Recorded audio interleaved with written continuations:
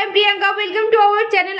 আজ আমি উপস্থিত হয়েছি উত্তরপ্রদেশের রাজভবনে। এখানে হচ্ছে অন্তর্রাষ্ট্রীয় আলু ক্রেতা বিক্রেতা সম্মেলন। আজকে আমি এখানে উপস্থিত হয়েছি এবং আপনাদেরকে রাজভবনের ভিতরে কি কি আছে আপনাদেরকে শেয়ার করছি। এখানে আপনারা দেখতে পাচ্ছেন ফুলে বানানো হরিণ, তার সাথে সাথে এখানে ফুলের বানানো রাজহাঁস। দেখুন এখানে চলছে ফুল পুষ্পের প্রদর্শনী।